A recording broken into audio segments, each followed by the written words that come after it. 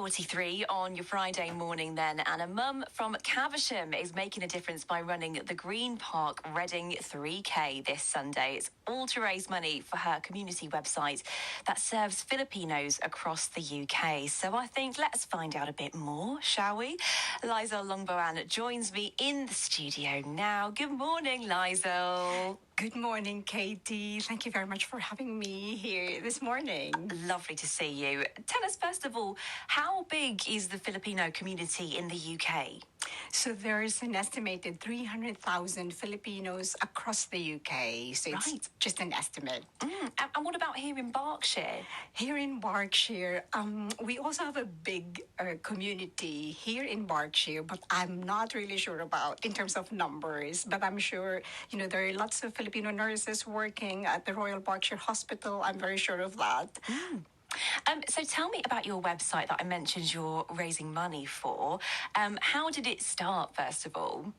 So thank you for asking about that. So Tinig UK, it's a community website for Filipinos which was started back in 2020 at the height of the pandemic. So at that time, there were lots of posts on Facebook about Filipino nurses or carers dying or falling ill because of COVID. And I was just alarmed because of the sheer number of posts, like fundraising posts for about these nurses. And I thought, what is going on here? Because obviously, when I was watching the news, I am aware that there are lots and lots of not Filipinos, but lots of people dying of COVID at that time. But there was no mention about how the Filipino community were being affected by the pandemic. And there was just lack of information about how we as a specific community were being impacted by COVID. So I thought, I need to do something. So I did a bit of research and I came across this interview of a Filipino nurse who was talking about how, they were being disproportionately affected. I think between May and June, about 50 Filipino nurses have already died of COVID, really, really high among ethnic minority nurses in the UK or, ethnic minority healthcare workers.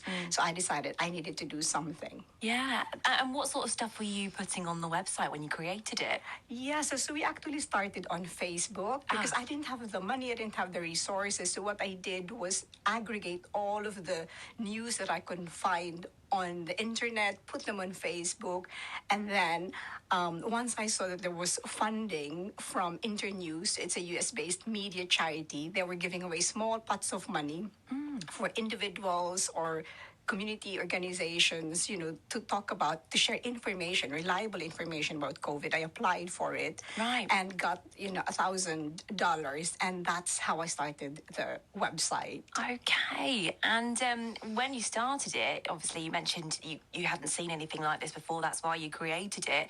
What sort of response were you getting from people who came across the website? Oh, they were really, really supportive. Really, huge support from Filipinos at that time.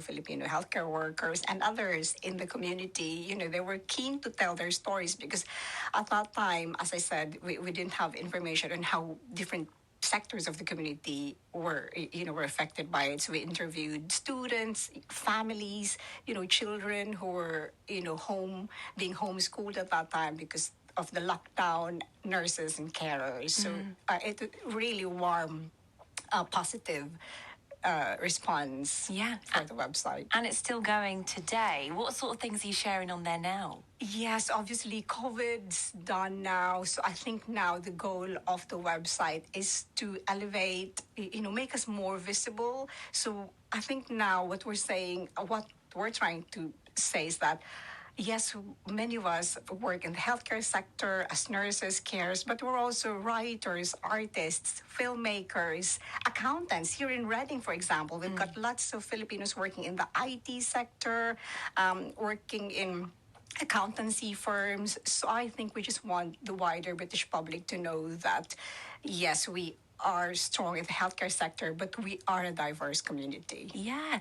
And you're going to be raising money for the website on Sunday, as I mentioned. So you're taking part in the Green Park Reading 3K. How you feeling? Have you been doing lots of preparation? Tell me more. Yeah, so we're really excited. My son and I are really excited when we saw this come up. Yeah. A few months ago, several months ago, we thought, okay, let's do this. But I didn't think about, doing it as a fundraising. So my son goes to football 3 days a week. So I think Oh, he's wow. ready. I have been running, obviously. But yes, I think we're ready. We played football yesterday for, about an hour. So Nice. But my sister's here visiting us from the US. So we've been walking and doing lots of walking, touring them around Reading. That's good.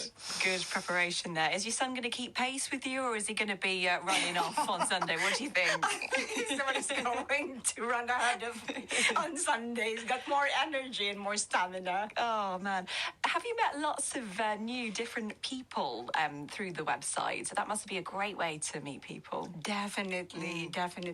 So before I started this website, obviously I was just, I was living, we've just moved in Reading in 2019. So by 2020, when I started it, living here in Reading gave me access to London, obviously. It was quicker to go to London for invitations. So I've met our Philippine ambassador, Teodoro Locsin. I've met lots of sort of leaders in the community and,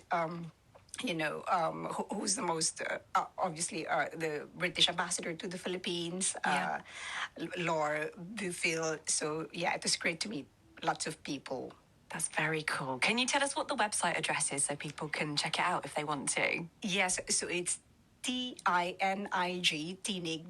Tinig-UK.com. Fabulous. What does Tinig mean, by the way? So Tinig means voice in the Filipino language.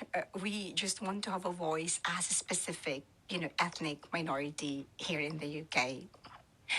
Good luck on Sunday. What are you most looking forward to, would you say? So after the run, I'm looking forward to a nice, nice breakfast. Yeah.